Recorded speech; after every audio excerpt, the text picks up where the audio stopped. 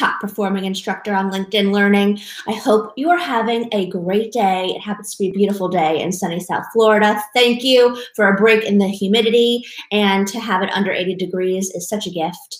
Another gift is our topic of discussion today, and my gorgeous, smart, and talented guest this evening. You know, we're still so fresh into 2021, and all of us are in this pivot and U-turn as we're coming out of this really difficult 2020. So that is what we're going to be focusing today with my incredible guest, Ashley Stahl, counterterrorism professional turned career coach, TEDx speaker, Forbes writer, host of the U-Turn podcast, and not to mention her new book, U-Turn, is the #1 new book released in the job hunting category on Amazon today.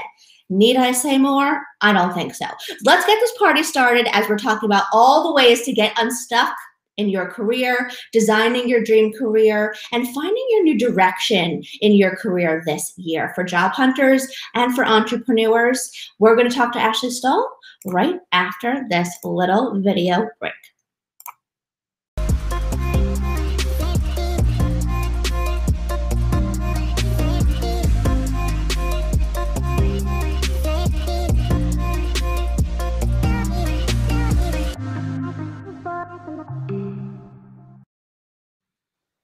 Hello, hello, hello. Well, I told you, everybody, I'd be back with Ashley Stahl, who's also one of my best friends. I mean, talk about best friends, like bridesmaid in my wedding. How are you, my love?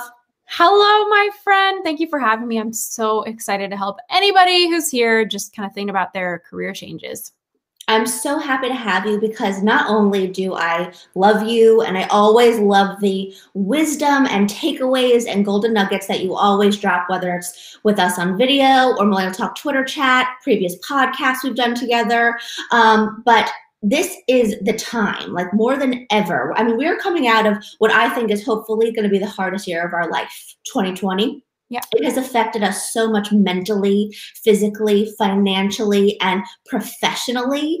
So for those of us who are in that cushy job, making that, regular income, never had to worry about work, all of a sudden here came COVID, and maybe you got furloughed, or you got fired, or your business closed, your company closed, and you are needing to U-turn in life more than ever. And it is amazing timing that your book, Ashley, is available on Amazon and available internationally. Where again? There's a website called the Book Depository for international buyers, and on Amazon for USA. So this is all about you turning in your career. I was lucky enough to get a little preview copy of my own. Look at that ray of sunshine right there. Woo! U-turn, get unstuck, discover your direction, design your dream career. It has been on my bookshelf for quite some time now. It makes me really happy when I see it. So you can get your copy now on Amazon. So it has never been a more important time where we need to really suit up and U-turn for many of us, right? And I think also for many of us, we might be assessing a different direction than we did pre-COVID because we're seizing the opportunity, right? Yeah. Yeah. So Ash, give us a little bit of background on, your personal U-turn, because I think your story is so I mean, when I first met you, I just remember having to go to your path. No. I mean, it doesn't get much cooler coming from counterterrorism to stellar solopreneur, running your own business, career coach. Just give us a little bit of a taste of, your personal U-turn before we start talking about how everybody else can be U-turning like a champ this year. Yeah, well, I think like everybody, whether you went to college or not, for me, I felt this pressure early in my life to figure out what I wanted to do. And yet the weird thing about our career is that we're somehow expected to know the answer without actually trying things on. Like, how are you supposed to figure out who you are in your career without having experiences to let you know and get that feedback on who you are? And so for me in college, I remember going to career services and asking the woman, there to help me figure out my major. And in that time, I was buying into the misbelief that my major really, really mattered. I mean, your major does matter if you are pre-med or something engineering related, but more often than not in the workforce, your major isn't that relevant, and only 27% of people are working in a field that relates to their major. So there's just proof in the pudding that your major isn't really something that has to matter. In my case, I was buying into that. And so I went to college career services, and she said to me, you know, do what you love and the money is going to follow, and follow your passion, and all these 3-worded tirades that made me kind of feel more lost than I was when I walked in. And I was so intimidated and stressed by trying to figure out how to respond to her. And so I ended up picking 3 majors: government, history, and French, because I just didn't even know what I was interested in. And I just wanted to try things on, not because I was an overachiever. And so I explored those and just committed myself to the identity of studying counterterrorism, having grown up during 9/11, having had family on the East Coast during 9/11, and not really understanding who I was, and just wanting to make an impact, wanting to protect and nurture people. And because I loved culture and foreign affairs, I just kind of, my head made that career decision and thought, I'm just going to pursue this. And I think a lot of us do that, where we just hold on to a plan for the sake of having a plan. And sometimes that can be really empowering to just be in motion. Other times, I think that can be very blinding. And so it's really important to be asking yourself those questions of who am I really? How does this feel? And remembering that, you know, our gut, also called our second brain, has 200 million neurons. It's the size of a cat or dog's brain. And so there's an intelligence to when you have butterflies in your stomach, when you feel a contraction inside of you, you feel a closedness inside of you. And for me, making a U-turn and writing this book and just pursuing a career I really love has been a game of me really asking those questions along the way of who am I, and allowing there to be space for me to change and for me to realize that our purpose moves. So I gave myself everything into counterterrorism, ended up landing job offers in national security, working at the Department of Defense, and then realizing my first day on the job that I was really in the wrong place. And that is how I open up my book. Oh my gosh. And that's one of the things that I also love about your book is that, yes, you give so many, like, you know, concrete, tangible takeaways and steps for U-turning, getting unstuck, designing your dream career, but also actually shares a lot of her personal journey, even family dynamics, you know, choices that she made that were good, that were bad. And there's no linear path, I think, you know, for anyone's personal and professional journey. And Ashley's definitely never one to shy away from the things she did wrong, and how, you know, how rock bottom is sacred, which is the last chapter of your book. And I love that because I believe it so much. Ashley and I have been through a lot of triumph and failure together. And it's really all about how you come back from failure. And the silver lining to failure is learning what worked and learning what didn't work.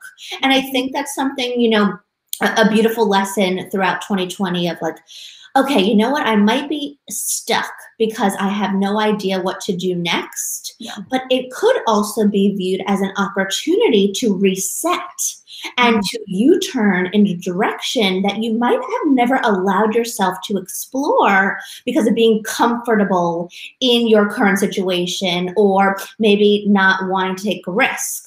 Yeah. Right? Yeah, I had a mentor once who said that we were all kind of like Mr. and Mrs. Potato Head, and we all kind of come up with this identity and put little pieces on us and commit to them. And I think in personal development the past 10 years, one of the concepts that I've gotten really clear on is that there's nothing stronger than somebody's desire to maintain an identity, because we feel lost without it.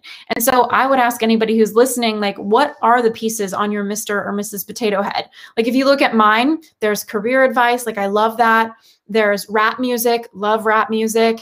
You're going to see me, I love dancing. It's all of the things you like to be identified as. I have a thing for cupcakes. People know that. That's a part of my little Mrs. Potato Head. And the thing about it is that if you take away dancing and rap music and cupcakes and career advice, I'm kind of stripped of my identity, and I don't know who I am without that. And I think that's how it feels for anybody to get really honest with themselves about whether they're in the right career path or not. And until you are willing to be courageous and really face that honest answer inside of you of, are you on the right path? Are you not? You're going to end up really struggling in your career if you stay below the threshold of what's true for you.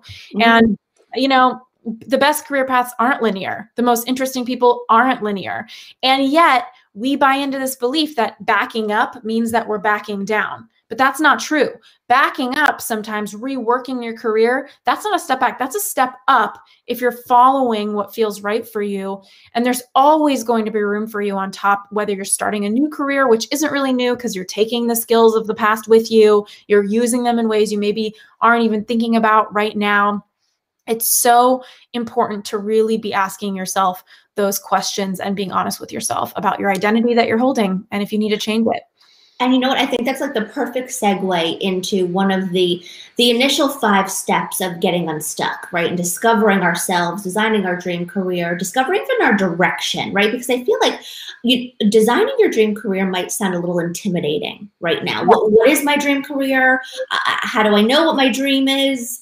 You know, what if my dream is intimidating to me right now? What if I thought I was living my dream and now I've had to like totally rethink everything in life? So the second chapter in U-Turn, and actually just such a great way of breaking down her thought process while delivering these takeaways and tangibles throughout the book. So the chapter number 2, chapter number 1 is don't do what you love, do what you are. So, and you say, you know, your career counselor in college, and I think a lot of us, you know, even who are looking for this inspirational, you know, words of wisdom type people, it's like, you know, if you're passionate, it'll make you money.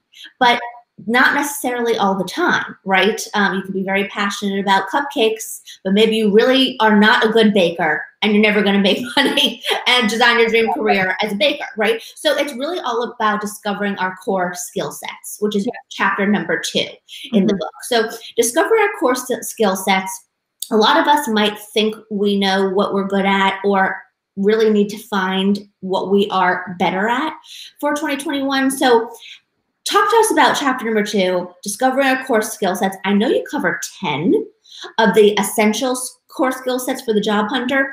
Give us a little bit of an overview here. Yeah. So I do believe that what you love is relevant and good to know, and what you're passionate about is valuable, but it's not always meant to be harnessed into a career. As we said, I love massages. I love fashion. Wouldn't be a good masseuse. Wouldn't be a good fashion designer. It's so important that we kind of draw that link and understand that being passionate about something doesn't mean you're naturally skilled in the responsibilities that are required to do that thing. And so it's more important than ever that we know what our skill set is, what our really core natural way of being. So I've come up with 10 core skill sets that I believe exist in the workforce. And it's important as I kind of go through these, especially for my note takers, to remember that it's not just a skill, it's an energy that you reside in. So skill number 1, and it's not ranked in any particular order, is innovation. This is for the intrapreneur in a company that runs their own book of business, the creator, the self-starter, the problem solver, or it's the entrepreneur who started the business, is solving the problem, and is very visionary. Usually, if you're an intrapreneur, you're somebody in a business that's innovation-based, you are going to rise in the ranks because that person needs a right hand, and usually it's going to be you over time. The second core skill set is building. So this can be quite literal, like a construction worker or a mechanic. It can actually be also more as a concept, like a web designer who's building a website. It's all just about the energy and the mindset that that person is in. And then the third core skill set, which is mine and probably yours too, Chelsea, is words. So the words core skill set is the one where you're the speaker, the writer, the content creator, the blogger, and in the workforce, it might look like you being a content manager, an editor of a website, editor of a magazine. It could also look like you being a business development or sales professional, a talent agent, a real estate person. That skill set can be harnessed in many ways. And it's important with all of these skill sets, especially the words one, to really think about whether you're an introvert or an extrovert. Because if you're an introvert, you are going to be internally using the skill set. So in my case, I'm more of a writer. I'm a little bit more introverted than people realize. But for you, you're a little more extroverted, Chelsea. Like you get a lot of energy on stage. And for me, I go on stage. I love it. But then after I need to sleep for like 5 days, keep going. And so it's so important to kind of know that about yourself. And then skill set number 4 is motion. And I love this skill set because it's really unexpected, but there is a gift and a skill to being able to be on your feet all day. So this is the fitness trainer, the tour guide, the hairdresser, people who are on their feet.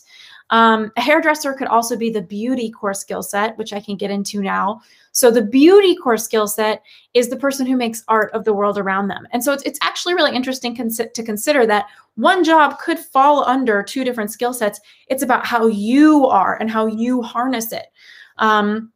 So the hairdresser could fall under the beauty one. Interior designers could be in the beauty core skill set. Makeup artists, people who just make the world more beautiful. Usually you can see them coming when they walk up to you. And then another person I would say is the service core skill set. So now we have innovation, building, words, beauty, motion, and service.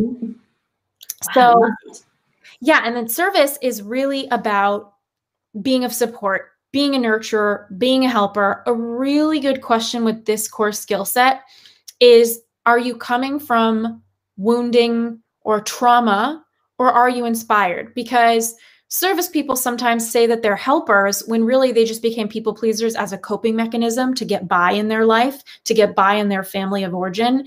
And so it's important also to ask yourself, are you actually a service person, or is this just how you learned how to be? Maybe the answer is both. Maybe you learned how to be a people pleaser and you also love being of service, in which case you're just going to have to learn to set boundaries in that skill set. Really important. And also I would say number 6, one of my least abilities is the coordination skill set. So yeah, this is a big one.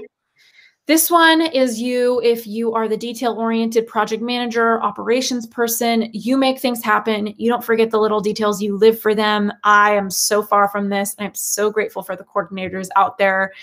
And then I would say the next one is numbers. So this is number 9. Not mine. No. Number cruncher, the bookkeeper, the investment bankers, you know that this is you if it's you. And then the final one, number 10, is technology. So this is the IT genius, the artificial intelligence creator. And you'll notice that these can be paired together. Like maybe if you pair technology with innovation, you're going to get like a visionary artificial intelligence entrepreneur. And yet your number 1 core skill set is what matters the most for your career. So I absolutely love those 10 core skill sets broken down. And then also you gave such context to like who the person might be with that core skill set, right? The financial analyst, the sustainable entrepreneur, the makeup artist, right? So you could so clearly identify who that person might be with that core skill set, and even the path that person might pursue. So once someone, is aware of their number 1 core skill set and maybe their sub core skill sets, how do they then apply this to getting unstuck, discovering that direction, moving out of the unknown, right? Okay, I am aware of my core skill sets. Now, next action is what? Yeah, I would say once you understand what your number 1 core skill set is, and if you're struggling to really clarify that, I would advise you to ask people in your life, when have you seen me at my best? Ask your parents, ask a couple good friends, ask a couple colleagues. What's going to happen when you ask that question is people are going to start and I like texting people or emailing people so I could read it and really take it in. You're going to start to notice that there's one of those 10 core skill sets that people are complimenting you on the most underneath where they're suggesting you are at your best. So I would say, you can always message and say, this crazy career coach who wrote the book U-Turn on C-Suite today wants me to ask you. So can you tell me? But I recommend you texting people in your life this question so that you can just get started, because according to research, people understand you better than you do sometimes. According to research in marriage and relationships, your friends know if you're going to get a divorce more than you do. And I think that's actually the case with your career. It's harder to see where we're excellent. And that's the thing about the core skill sets, is that they seem kind of obvious for you. Like for you, you don't even realize it's a skill set because you're so good at it. You don't even register the fact that like other people aren't. Other people struggle at that thing. And that's where your magic is. And so Really important to collect that information as a starting point. And then from there, ask yourself or ask people around you, who do I know that's kind of leading with this core skill set in my perception? How can I start having conversations and networking with people, asking them about their career, asking them about their day, how they're spending their day, what their tasks are? Because ultimately your career is not just what industry you're in. I think that's secondary. Your industry is a backdrop. It's what's going on behind you. What you're spending your day doing, your responsibilities, that's your core skill set. And that's your whole day. That's how you spend your time. And even if you're talking and selling all the time, which is your core skill set, maybe you're selling for a certain industry. So in the backdrop of that, you get to be talking about a thing you want to be talking about. But ultimately, your core skill set is what you're going to carry with you in your career into your next role, even if you make a pivot. So let's say you work at, in entertainment, and then you want to move over to tech. If that core skill set is something you're using in one, you can easily move it over to the other. It's really just about how you talk about yourself. And that kind of also kind of identifies like where core skill set and passion could marry, right? So, I realize that I'm a great communicator, and I also realize that I'm also great at sales. Yeah. But I'm passionate about the beauty industry, so I want to sell makeup or beauty supplies, right? So you can, that's a way to kind of fuse together skill set and passion in designing this future dream career or future path, and getting innovative in the way that you marry core skill set and passion. Because I do believe that 2020 taught us that if we're not passionate about it, then it just feels like redundant and hit your head against the wall every day. Yeah. And if there's anything that 2020 also taught us is that life is very short, and that life is precious. So we might as well spend every day doing something we do have a passion for, right? And leveraging and utilizing the things that we're good at versus, well, I just fell into this, right? And I kind of have no option now. So I love that. And thank you for the very clear context behind it. And I think that, even for someone to go, what do you mean my friend is going to tell me what my core skill set is?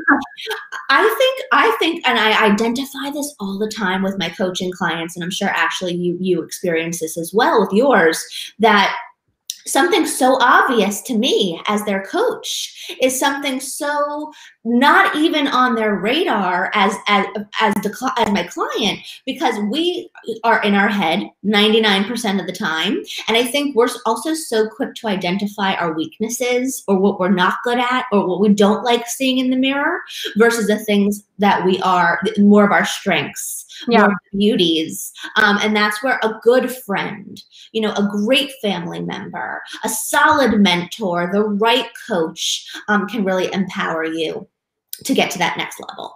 And even what's so interesting about it is people that don't know you well, but see you around somewhat are also great guides because you get a different perspective. So colleagues who are maybe see you every day and they see you working, but they're not like your best friend who knows that much about you, asking them like, when have you seen me at my best in this office? And you're going to get really interesting answers and learn a lot about your core skill set.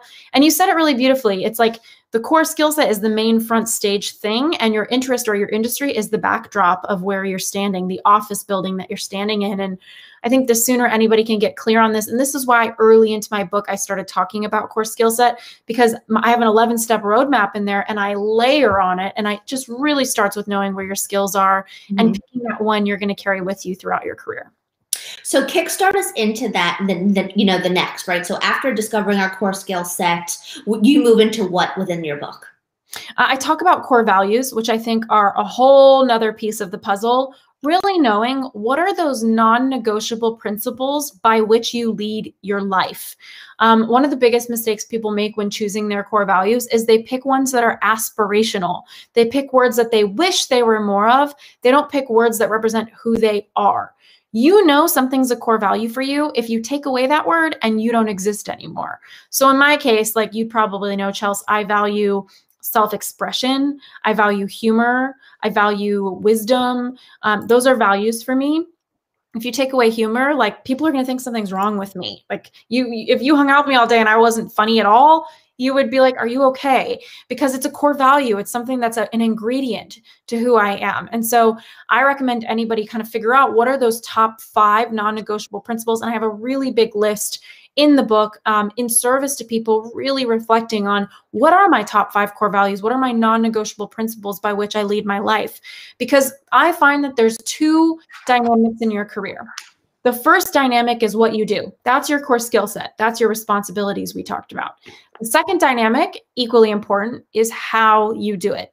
And here's why. According to the research, more than 50% of people leave their job because they don't like their boss. What that tells us is that how your job looks matters just as much as what your job is. And so I think it's important for people to be able to reflect and say, what is my core values? How do I ask questions in job interviews and in networking conversations that help guide me with insight on whether these corporate cultures are going to honor who I am? And more importantly, how do I define each word that I pick as a core value? Because for some people, they're going to say to themselves, I value adventure. And for one person, it's going to be trying new restaurants. And for the other person, it's going to be skydiving. Well, we need to really get clear on those things. I know, isn't it so interesting what people's threshold of, that might be, right? And it could even just be like, I took a lunch break today, because I was so scared to step away from my emails. And it's amazing even the patterns that we create for ourselves, and that, wiring our mindset to think that we can't do something. But it might be straying away from our core skills and core values. So really assessing, I think at the top of the year, a new year, whether it's 2021, 2022, the start of the new year, there's nothing better than reassessing self, right? Reassessing our mindset, what was working for us, what's not working for us. How do we implement those New Year's resolutions and keep them versus just kind of like put them out there and don't follow through with action, which is something we're going to talk about as well. But one of the things that I love and that really struck a chord with me, and it's not even, yes, 2020, very relevant, but even just throughout life, because life happens, things happen, and things don't always happen according to plan. And some things in our personal life can affect our professional self, whether it's loss, whether it's divorce, whether it's, whether it's health. And in chapter 3, you talk about how grief and greatness go hand in hand. Yeah. Talk about your definition of what that means.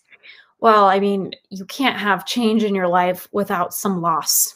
Like change and loss go hand in hand. So I think when you step into greatness, when you make a positive change in your life, sometimes you miscalculate the fact that you're going to be feeling some grief or a little bit of a hangover afterwards. And that's just a natural part of the human experience. Even if your career isn't working for you, maybe you like your desk view, maybe you like your coworker, maybe you like the happy hours you have at 5 with that group of people. There's something that you did like in your old life or in your old choices, even if they weren't working for you overall. And so you have to remember that when you make a change, even if it's a good one, I know you are having a baby, Chelsea, like it's a big change. Yeah. And with that will come some loss as well, loss of an old way of living. And so it's natural at really great times of your life and in really great decisions to feel a confusing sense of nostalgia, loss, or sadness. That's just part of your becoming the next version of yourself. And just being really tender with yourself as you have that, I think is really, really important in your career. And not letting that grief kind of keep you paralyzed, right? And keeping you stuck from pursuing what's next. And I'm all about, whatever that grief might be, is giving yourself the day, giving yourself the week, giving yourself the time to feel it, right? Because for some of us, we kind of just like want to shove it away really quickly, and we don't process our grief. And then it creeps up on us later in life, or we kind of have that volcano effect where it just boils and boils and boils, and then you erupt at the wrong moment on the wrong person at the wrong time. Me and Ashley go back, 2013? 2013? 2016 were both definitely really challenging years for Ash and I. And I had a huge loss in my business. Within 72 hours, my grandfather passed. I had to move across the country, and it was just grief after grief after loss after loss after change after change. And it was so overwhelming that I literally needed to take a few months of pause. But that few months of pause allowed me to feel, allowed me to process, allowed me to think, versus trying to plow through. And I do believe that we need to pick ourselves up. You know, I grew up horseback riding, and I still have the biggest memory of the first time I fell off a horse. And I was learning how to jump. Of course, you know, very young. I was probably like 7 years old, total daredevil back in my day. And I was learning how to jump, and I fell off the horse, and I actually landed on the poles. And like, thank God, I didn't get hurt. I didn't get paralyzed. And I just remember my dad going like, like I could hear his gasp. Yeah. And my dad ran into the paddock and, you know, picked me up, and he was like, "Are you okay?" Checked my body, you know, patted me off. And he was like, "Time to get back on the horse." And I was like, "Are you fucking nuts?" You know, excuse my language. And I looked at him, and I remember that feeling of just like, what? And he was like, "You got to get back on the horse." And I got back on the horse, and I just, that memory for me is just was a very big life lesson that, you know, just because you got knocked down, just because you experienced failure, just because you got a little beat up and a little shook up, doesn't mean that you can't come back stronger, right? And then I went on to become, you know, an award-winning equestrian after that. So, wasn't my professional, maybe it should have been, but it wasn't what I professionally did, but it was definitely a personal U-turn. Quite the U-turn, right? Instructor turned equestrian. Equestrian. Yeah, that's actually like my total like alter ego, right? The equestrian, or like the veterinarian in me. That was never good at numbers, so I could never be good at science or math.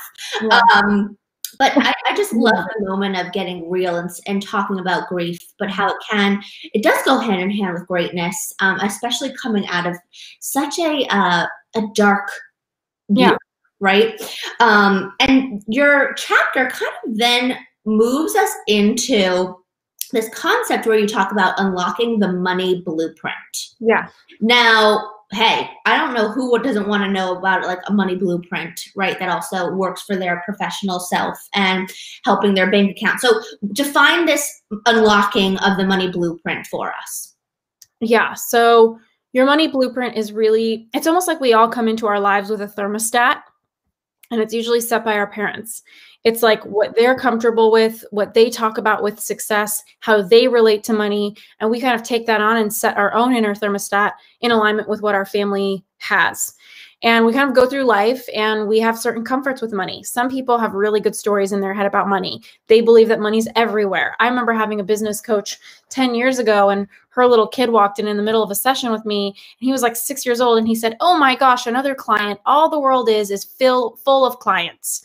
And I just thought, well, that's a good money mindset right there. He just thinks opportunities are everywhere.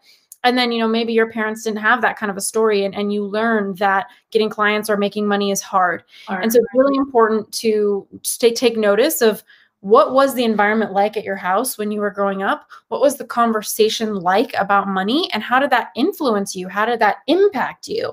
Because that kind of information allows you to start to reflect on what are your memories and what are you set on with your inner thermostat? What do you believe about money? And a good question to ask yourself is, I love to write on a piece of paper, I'm not where I want to be because. What are the stories that you have? I'm not where I want to be because I don't have enough experience, because I can't make money doing what I want to, like, what are all of those stories? And then ask yourself, where does that come from in your life? Where was that thought? Where did that thought begin? And usually if we really dig deep, we'll find memories, and it's not something that we have to think too hard about. And I think from there, just forgiving ourselves and really releasing those memories that aren't working for us anymore, or rewriting the story we're telling ourselves about those memories.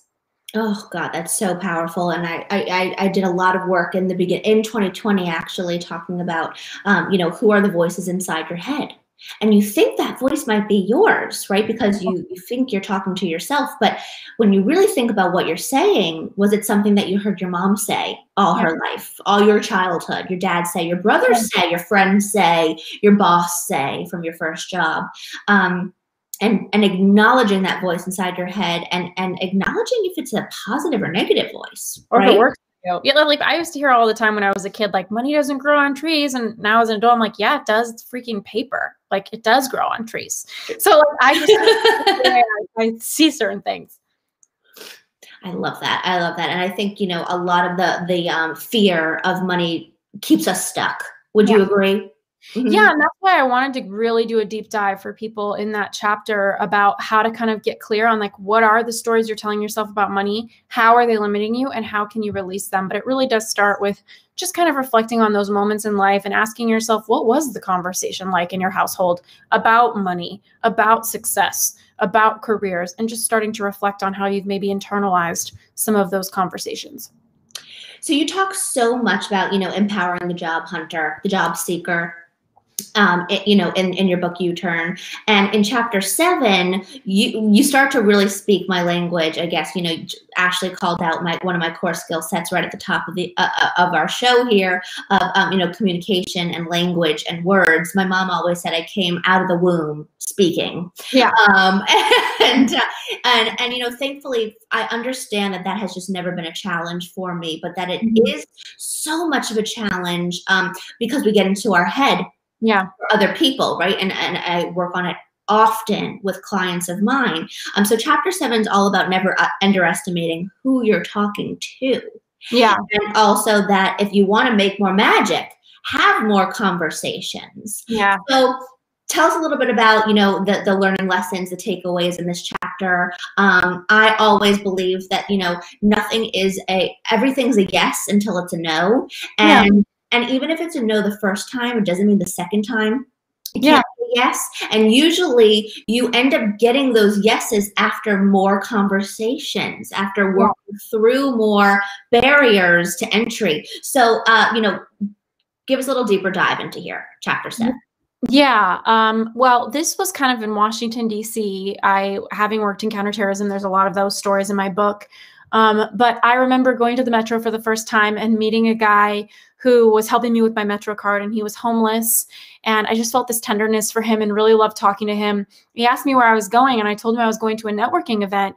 And I told him the name of the event, and he said, "Oh my gosh, my boy Benny is there. You should ask for Benny." And he's a cab driver. I got to the event, didn't know anyone, and I went and I found this guy, Benny. I could tell that it was him with the hat he was wearing, which is what the guy told me.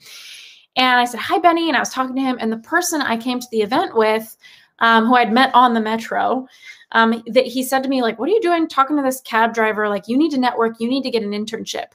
And I felt all this guilt because I actually really enjoyed talking to him, and I felt kind of lost in DC, and I really just wanted to connect with somebody and feel that warmth in the city. And I remember turning to him and saying, "Okay, it looks like I better get started networking. I'm so happy that we met."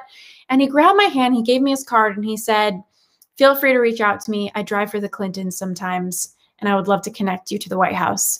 And I remember in that moment thinking, like, never underestimate who you're talking to. Yes, you can make some efforts to make sure that you're in the right room, in the right conversations. And yet, if you end up in a conversation that you're enjoying, if you end up in a situation where the people that you thought you were going to talk to aren't there and you're talking to somebody else, trust who you're talking to. Never underestimate who people know. You never know. And I just think that that's so important to always remember that.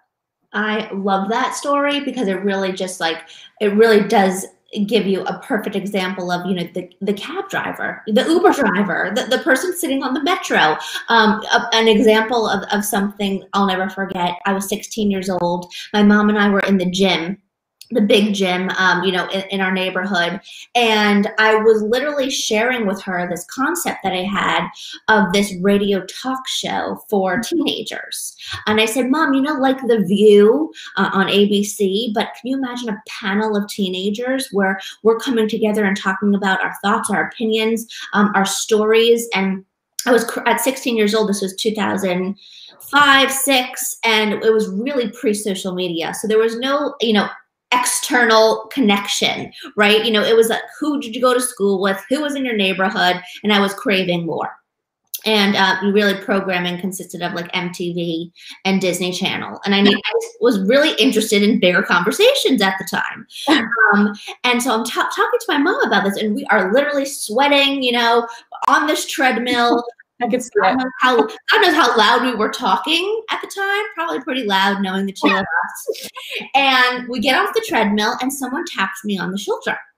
And I turn around, it's this beautiful woman, and she was like, "Hi, I'm Wendy, and I was listening to your entire conversation, and I host a radio show on WBZT Network on Clear Channel Studios in West Palm Beach, and I'd love to introduce you to the president of the station. And that was the introduction to me having my first pitch of my radio show to, WBZT Clear Channel Studios. Again, you never know where a conversation will lead. I was having a conversation with my mom at the time, but someone overheard was eavesdropping on my conversation, and gave me an opportunity that I then seized in that moment, right?